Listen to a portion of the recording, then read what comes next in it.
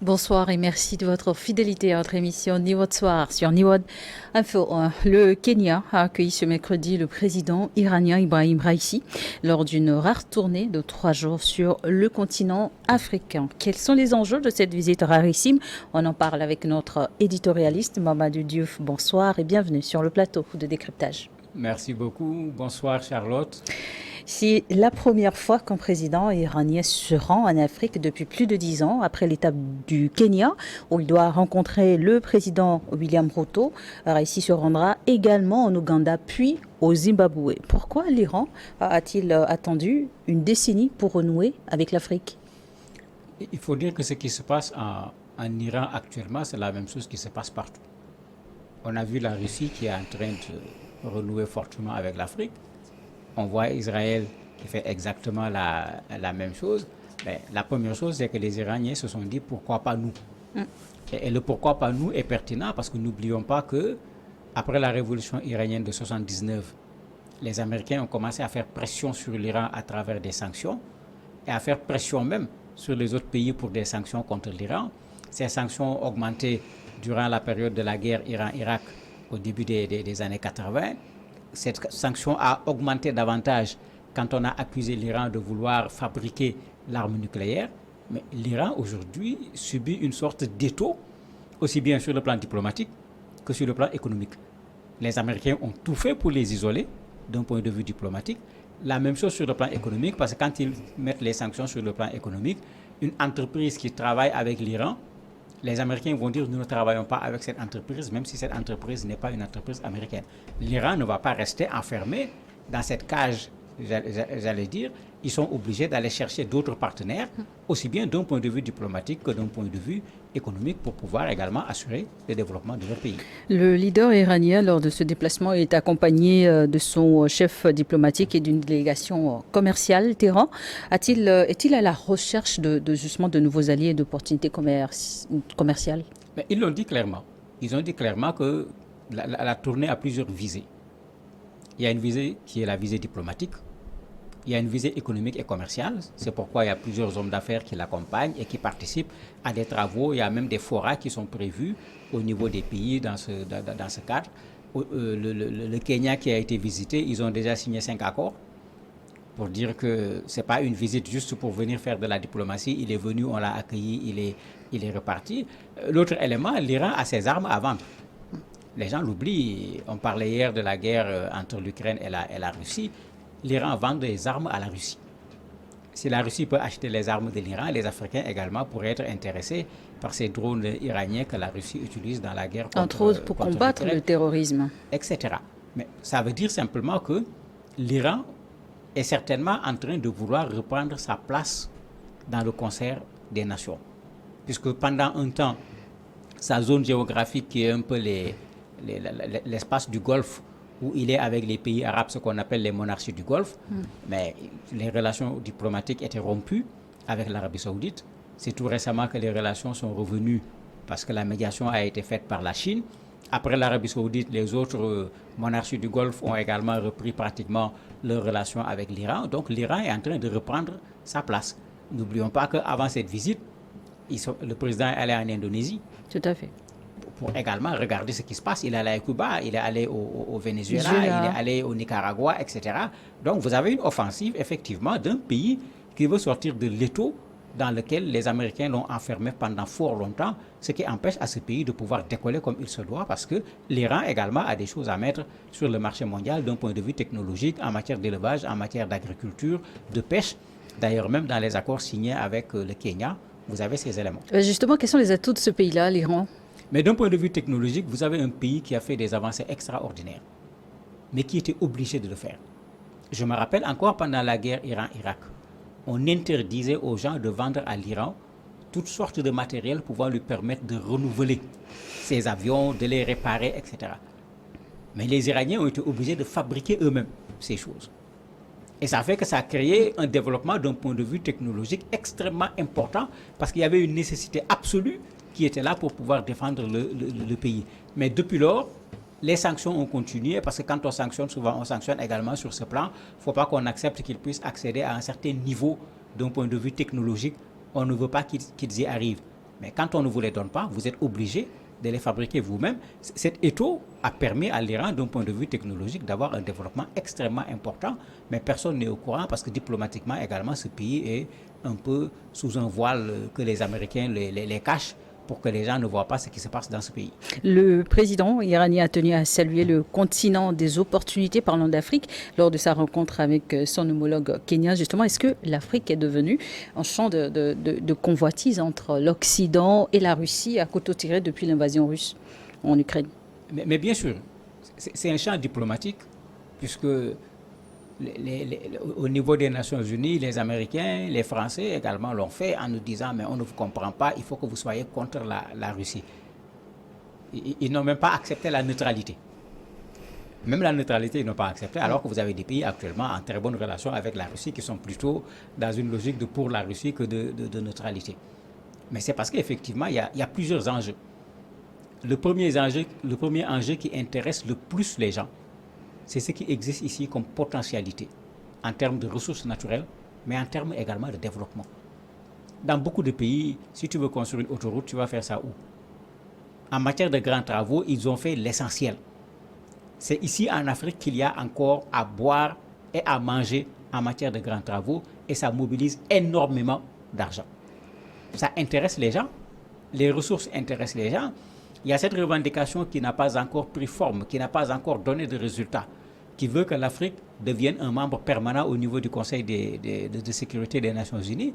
D'un point de vue diplomatique, mais l'Iran aura besoin d'avoir au Conseil l'Afrique, mais une Afrique qui soit en très bonne relation avec l'Iran, pour que quand les Américains vont vouloir sanctionner tout simplement parce qu'ils sont contre, qu'il puisse y avoir, en plus de la Russie et de la Chine, encore quelqu'un pour dire non. Il y a tous ces éléments qui sont là en jeu. Maintenant, la France, comme on le sait, avait un peu ces sortes de précarés dans les pays anciennement colonisés, précarés que la France est en train de perdre parce que la Chine, parfois, a réussi, en termes de coopération, à avoir un volume économique extrêmement important avec des pays anciennement colonisés par la France. Et les autres pays, la Turquie, d'autres pays sont en train de faire exactement la même chose. C'est pourquoi je disais au départ, l'Iran également veut prendre sa part en termes de relations de coopération économique avec le continent africain. Le Kenya est la première étape de la tournée africaine du président Raisi, qui se rendra également en Ouganda puis au Zimbabwe. Justement, pourquoi ces trois pays africains? D'abord, c'est des pays anglophones, ça va être beaucoup plus facile pour lui de venir. La deuxième chose, quand il est allé faire sa tournée au Nicaragua, à Cuba, etc., dans la tournée, il y avait cet aspect refus de l'isolement. Et quand vous regardez les pays où il est allé, c'est des pays qui, dans une certaine mesure, ont des difficultés avec les États-Unis. Et dans ces pays, il a dénoncé l'impérialisme. Et bien sûr, en Iran, quand on dit l'impérialisme, c'est le grand Satan. Le grand Satan, c'est les États-Unis. C'est pas la peine d'aller chercher plus loin. Bon, quand on va à Cuba, on va s'entendre facilement avec Cuba. Au Nicaragua, c'est la même chose. Au Venezuela actuel, c'est la même chose puisque les données ont changé. Dans ces pays africains, le Zimbabwe, n'oublions pas qu'ils ont souffert à cause des Américains à un certain moment. Le Kenya est actuellement dans des relations quand même pas mal avec les Américains. L'Ouganda, même chose, puisque le président est là depuis fort longtemps et vous connaissez la politique des Américains. Il n'y a pas de démocratie chez vous, il n'y a pas d'alternance, il n'y a pas de liberté de presse. Dans la coopération, les Américains limitent leur coopération avec ce genre de pays. Donc, ils ont bien visé des pays où, quand il part, effectivement, il peut nouer des relations diplomatiques, nouer des relations politiques, voire même avoir le même slogan contre un impérialisme qui vient faire de l'ingérence dans les pays des gens pour leur dire qu'est-ce qu'ils doivent faire et qu'est-ce qu'ils ne doivent pas faire. Toujours dans la stratégie, Téhéran a parallèlement renforcé ses liens avec la Chine et la Russie dans le cadre d'une stratégie tournée vers l'Est. Mais c'est très clair, puisque j'ai dit tout à l'heure, quand les Américains sanctionnent, ils veulent que leurs alliés également soient dans la même perspective en matière de sanctions. Ce qui veut dire que si vous êtes sanctionné par les Américains, ce n'est pas les Français, ce n'est pas les Anglais qui risquent de vous apporter la solution. Mais ils ont jeté l'Iran dans les bras de la Russie d'abord, dans les bras de la Chine ensuite. De sorte qu'entre les trois, il se passe des choses extraordinaires. Je disais tantôt que c'est par la Chine, c'est par la médiation chinoise qu'on a cassé cette tension, cette rupture des relations diplomatiques entre l'Iran et l'Arabie Saoudite, alors que l'Arabie Saoudite est un peu une sorte de tête de file au niveau des pays du Golfe où se trouve l'Iran. Mais si ce n'était pas cette relation avec la Chine, très certainement, on serait encore dans des difficultés dans les relations entre l'Arabie Saoudite et l'Iran. Maintenant, ça devient dangereux pour les Américains, puisque l'Iran produit du pétrole, tout comme l'Arabie Saoudite, le Venezuela dont on parlait, la Russie, etc. Vous allez voir, ces gens-là sont capables de créer des difficultés. Et l'Arabie Saoudite a déjà commencé avec la Russie. Ils ont décidé de baisser leur production. Et en baissant leur production, bien sûr, on risque de voir sur le marché le coût du pétrole augmenter. Alors qu'actuellement, le coût du pétrole, nous, on n'en peut plus. Je ne sais pas les autres, mais nous, les Africains, actuellement, on n'en peut plus. Mais si l'Iran s'y ajoute l'Arabie Saoudite plus d'autres pays, vous imaginez qu'ils peuvent, sur le plan économique, avoir ce qu'on appelle une capacité de nuisance pour obliger les gens à regarder dans le sens qu'eux, ils veulent. Et dans le sens inverse, quel intérêt pour ces 3 pays africains de renforcer leur lien avec Téhéran? Mais on est dans une Afrique qui va de plus en plus vers du multipartisme. On n'est plus pour cette relation avec l'ancien colonisateur ou bien avec les Américains seulement ou bien avec celui que les Américains acceptent. Mais en ce moment, l'Iran, c'est un élément intéressant en termes de relations puisque l'Iran n'est pas sous la coupe d'une quelconque puissance. Ça arrange l'Afrique puisque en termes de relations, ça ne sera pas quelqu'un qui viendra vous dire voilà ce que vous devez faire, voilà ce que vous ne devrez pas faire. L'Iran se contentera de la relation que vous allez avoir sur le plan diplomatique, sur le plan économique, etc.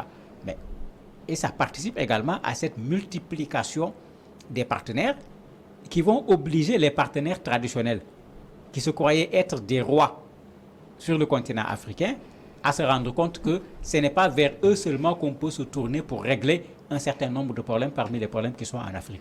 Mais ça va augmenter la souveraineté de l'Afrique puisque finalement, il n'y aura plus quelqu'un qui est là pour dicter aux Africains ce qu'ils doivent faire parce que quand ce n'est pas Jean, mais on ira tout simplement vers Paul et ce qu'on pouvait avoir chez Jean, on peut l'avoir chez Paul. L'Iran a réintégré l'organisation de coopération de Shanghai. Le pays tente alors de rompre son isolement diplomatique en trouvant de nouveaux alliés sur la scène internationale. Mais bien sûr, ils intègrent ce groupe qui a été, où se trouve d'abord la Chine, où se trouve la Russie, qui sont des membres fondateurs, mais où se trouve l'Arabie Saoudite aussi, qui pendant longtemps était considéré même plus qu'un adversaire, pratiquement comme un ennemi, puisque les pays du Golfe avaient à un certain moment boycotté un autre pays du Golfe à cause de la qualité de ses relations avec l'Iran. Aujourd'hui, ils se retrouvent ensemble dans la même organisation. Dans la même organisation, parce qu'il faut le dire, l'Arabie Saoudite également est en train de sortir un peu des griffes des États-Unis.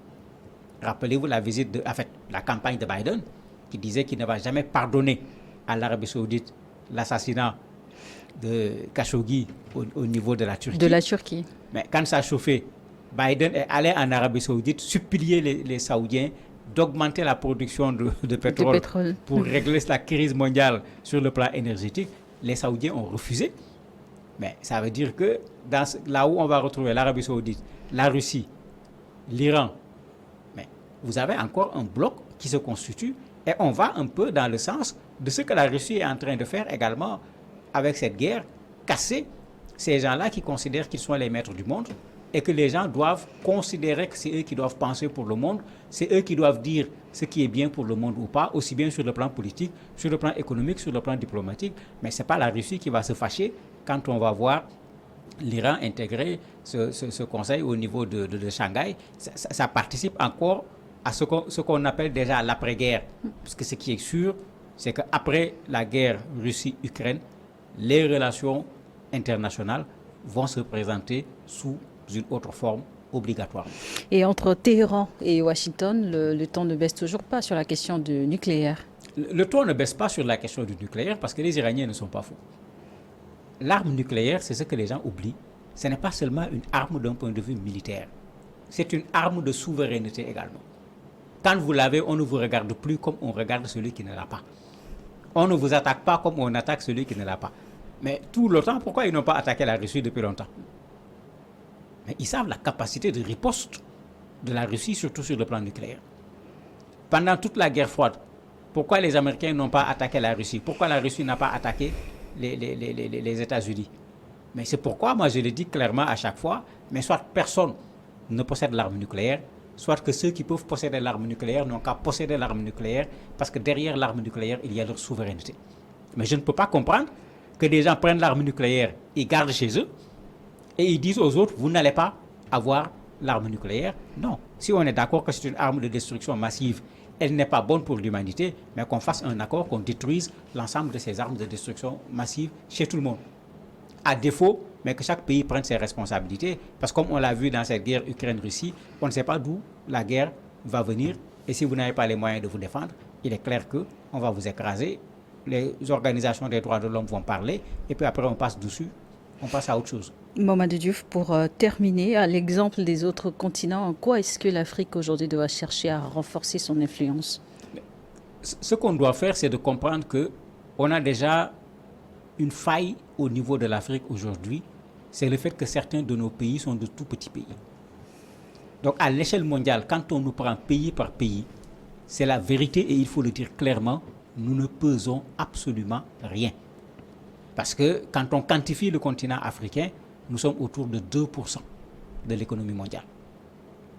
Mais en ce moment, il faut qu'on comprenne qu'un de nos problèmes, c'est d'abord de nous mettre ensemble. Pour pouvoir avoir un poids sur le plan politique, pour pouvoir avoir un poids au niveau de l'Organisation des Nations Unies, et c'est à ça que doit servir l'Union africaine. Vous voyez les Européens, quand ils partent dans certaines rencontres, ils prennent le temps de voir comment faire en sorte d'avoir la même position sur la question qui va être discutée. Et quand ils partent, ils ne viennent pas en tant qu'Union européenne. Chaque pays vient en tant que pays et chaque pays défend la position de l'Union européenne, ce qui donne à l'Union européenne une force dans les discussions sur le plan international. Mais qu'est-ce qui empêche aux Africains de faire la même chose? Parce que nous avons beaucoup d'intérêts en commun que nous devons défendre, mais qu'on travaille à ce que l'Union africaine soit une réalité, de sorte que sur le plan politique, sur le plan militaire, sur le plan économique, qu'on aille dans le sens de parler d'une seule voix à l'échelle internationale. Nous sommes quand même 154 pays plutôt, mais on doit pouvoir peser à l'échelle mondiale parce que d'un point de vue population également, nous risquons de dépasser bientôt la Chine parce que le taux de natalité est encore élevé chez nous et nous avons déjà dépassé le milliard d'habitants. Merci Mamadou Diouf d'avoir accepté notre invitation. Merci à vous également de nous avoir suivis. On va marquer une pause pour la suite avec le plateau de l'invité. Merci.